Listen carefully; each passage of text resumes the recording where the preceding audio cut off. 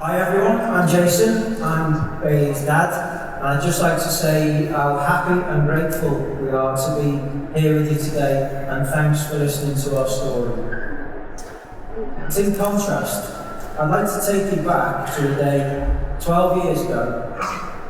It's still a day that my wife and I look back on with mixed feelings. It was the day of the 20-week scan of our first baby. We were excited, and our biggest concern that day was not to find out if it was a boy or a girl. Well, we needn't have worried, because we soon had a change of focus. We were only a minute into the scan, and the nurse just said,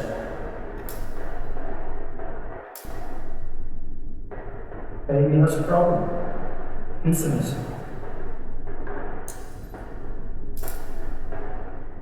We just looked at each other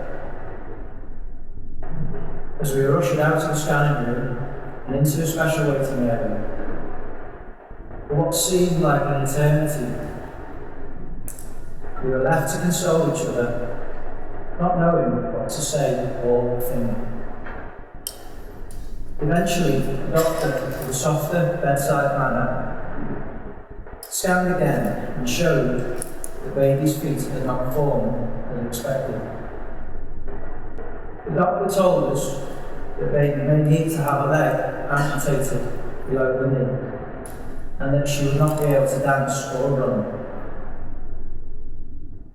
Now this was of course devastating, particularly to my wife, who, as a dancer herself, wanted a baby girl and she could teach how to dance. So, 4 months later, Baylee was born, and her left and right feet are, as you can see here. She was also born with a small right hand and fingers that hadn't formed properly. This was not picked up on the scan, and also she had cleft palate, a condition known to us now as oromandibular hypogenesis syndrome. Well, it didn't take Baylee long to prove the doctors wrong. She was walking at 13 months and dancing the moment she came home from hospital. She is a very determined young lady, and there's not much that she can't do. Ladies and gentlemen, please put your hands together for our daughter Baylee and my wife Sarah dancing together for the first time on stage.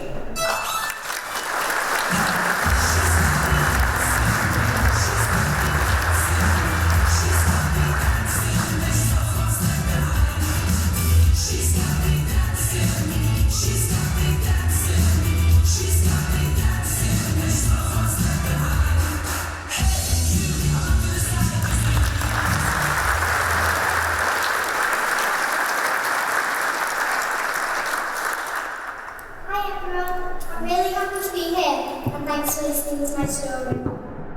I was born a lot differently from most kids, and usually I don't let it bother me. I go to the doctors a lot and have had 6 operations. I'd like to tell you about some of the problems I've had to go through and how I hope 3D printing can help me to fit my prosthetics in my feet. When I started school, I realised that I was different from other kids. I understand a lot of kids suffer more than me, but I still get upset when other kids were pointing snow. I get people looking at me more in the summer when my feet and prosthetics are on show. That upsets me and makes me sad.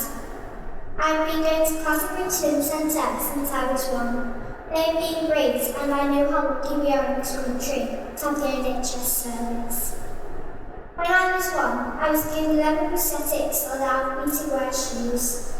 When I grew, I had my feet moulded, and the process would start of measuring, making, testing, adjusting, wearing, and then feeding back to the centre. As I got older, I was allowed to wear silicone prosthetics which were comfier. They look like real feet and have nails so I can paint my toes. Some of them have split toes so I can wear sandals. The problem is that as my feet are an unusual shape, it's hard for the people making them because they've never seen me. A lot of the time, they won't or don't fit right, so many get blisters. I brought them just as quick as most kids wear out of their shoes. The whole process takes 3 to 4 months from start to finish, but recently has taken a lot longer. The doctor doesn't start the process until my feet are hurting and I've outgrown my prosthetics. By the time they've arrived, I've sometimes been without feet for a while. This means I get around on crutches, which I'm not used to. Sometimes I have to wear boots that can hold onto my leg and not the prosthetic. The good thing is that I can have something with this, and as you can see here, my foot spins back to front and gives everyone a scare. When I was 9 years old, I was fed of being stared at, so I decided to give a talk to my school about being different. The whole school really listened, and they had lots of questions to ask about me. From this, I won a national award. This is Stokes Award from the charity Reach. Whilst collecting the award, we heard about a website, enablingthefuture.com, a website where open source designs of 3D hands are shared and available to download. I jokingly asked Baylee if she will give 3 more talks if I could find a way to make her a 3D hand. Well, we're here. I guess you know the answer. She said yes. Oh dear. Now I had to come up with the goods. I needed to find someone with a 3D printer.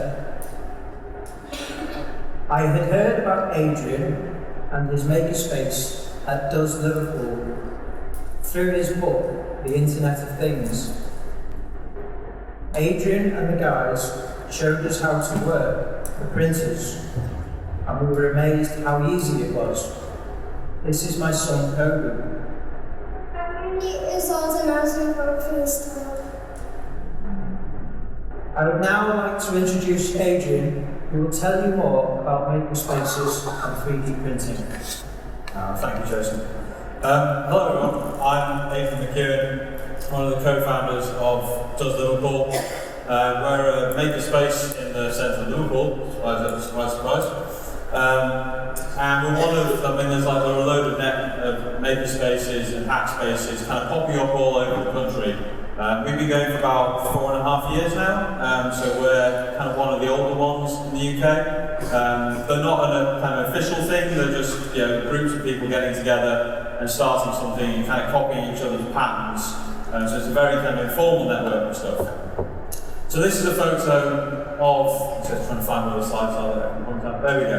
Of the office space we have in our makerspace. And so we've got a space where you can kind of turn up with your laptop, just kind of perch it there and use your laptop to kind of get on with your work or whatever.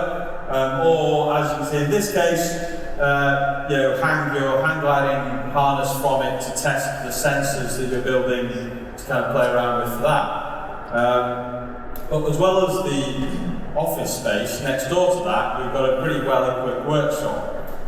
So the workshop's got laser cutters and soldering irons and oscilloscopes and a vinyl cutter, and of course a whole row of 3D printers. And basically, in the workshop, you can kind of make one of pretty much everything. We have people doing all sorts of stuff. There's kind of a real community of people coming in. We have artists coming in, laser cutting their designs, people working on prototypes for new products where they want to come in and 3D print things. There's all sorts of different people. It's really kind of exciting and interesting. You never know what's going to happen next in the workshop. And so Jason had found us and heard of us and came in for a visit and basically wanted to see if we could 3D print all the parts that Baylee needed for her hand. And I had to kind of explain to him it's not quite as simple as that. Kind of like all makerspaces, DoES doesn't really do anything despite its name. And basically what we provide, you don't just come in, drop your files off, go, can you print these for me? When's it going to be ready? I'll come back and print them up then. I mean, there are a whole bunch of freelancers and people who work out in space, like myself, who have our own businesses and can do things for you. It's like, yeah, I can have a chat and work out how long it's going to take and what my day rate is and so on and so forth.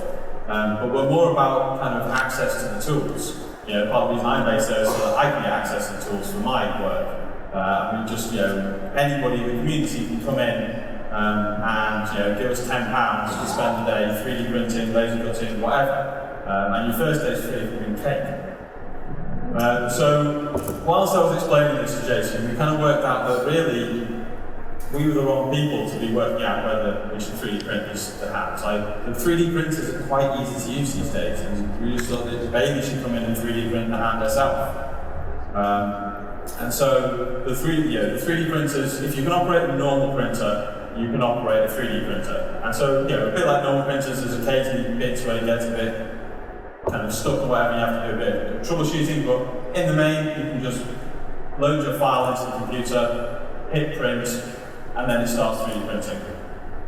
And the cost is coming down lots as well, which is why communities like ours, without any funding, can go and get access to these tools. So we just kind of club together and buy the bits of kit that we need.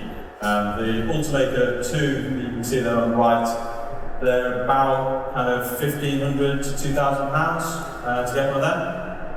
And even you can get some cheaper, that produce almost as good prints. There's a little bit more assembly required before you've got your 3D printer. But these days you can get for less than £300 to get a printer that will be able to print the sorts of hands that Baylee's using.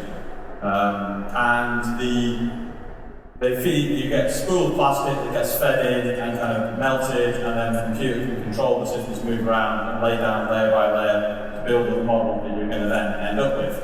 And the plastic itself, one of the things with this design of hands is that you can resize it to fit the person that it's intended for. And so the amount of plastic it uses depends on how big or small your hand is. But when we were working it out, the plastic's about £30 for a kilogram, and so for one of the hands, it's about kind of £10 worth of plastic. You then kind of couple that with some other bits and pieces. As you can kind of see here, there's some Velcro, foam padding, there's bits of elastic, and some like fishing wire, effectively, that provide all the kind of mechanism to make it grasp when you flex your wrist. And that, again, all those additional parts adds like another £7 or so to the cost of a hand. So you're kind of, £20 or so to get yourself a hand. You need to do a bit of labour for it. You need to kind of come and work out how to run the 3D printers and 3D print stuff. And it's about, I think it would be a couple of days non-stop of printing to print printing all the parts you need for a hand.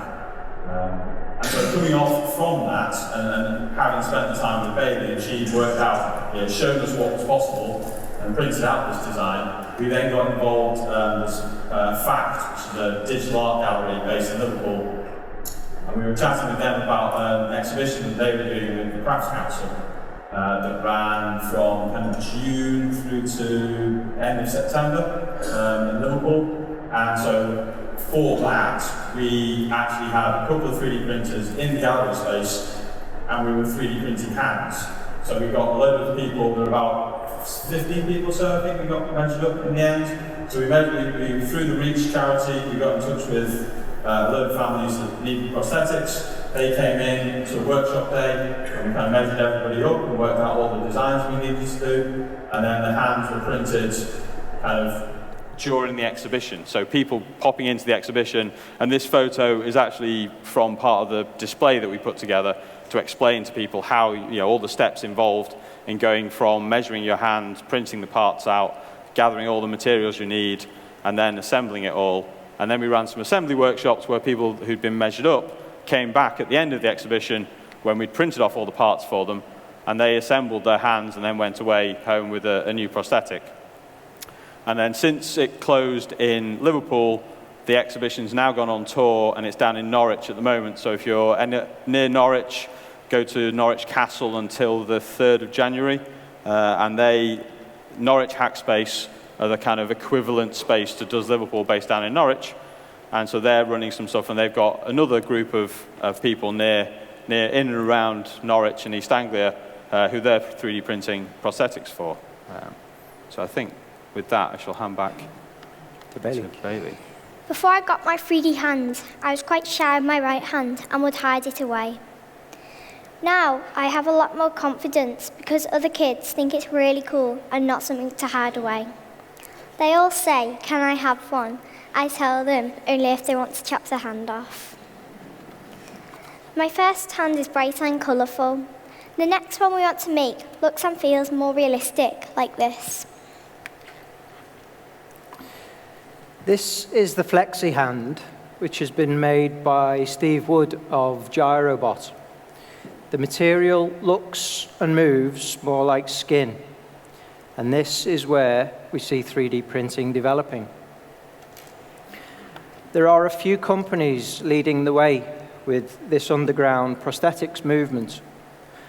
A company called Open Bionics are now creating Disney-themed motorized bionic hands for kids.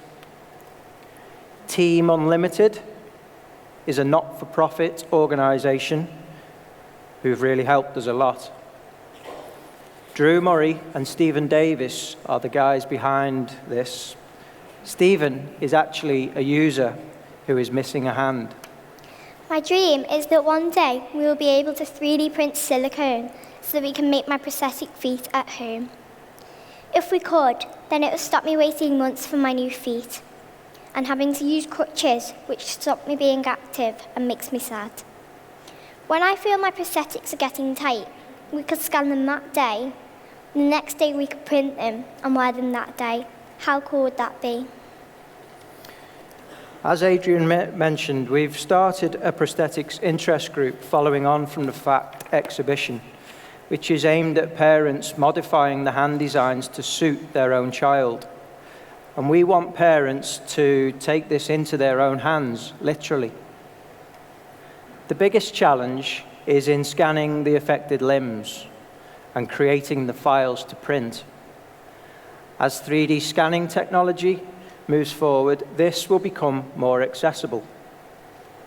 We know that some NHS providers have access to scanners, have scanners with great accuracy, but this is a postcode lottery and not available to all. I have a website, bionicbaylee.com, which is a resource for those parents and people who want to find out more. We are posting any new information about prosthetic development on this site. Please feel free to check it out. I'm blogging about my life and the prosthetic and I'm blogging about my life with prosthetics and the challenges I face.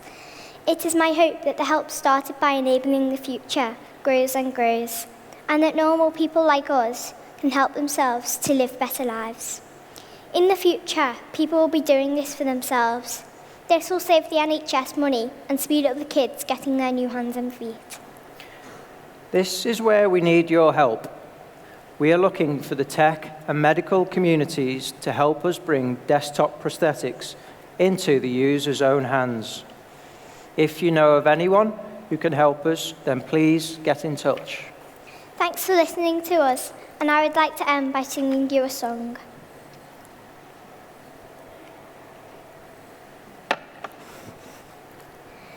These four lonely walls have changed the way I feel, the way I feel. I'm standing still.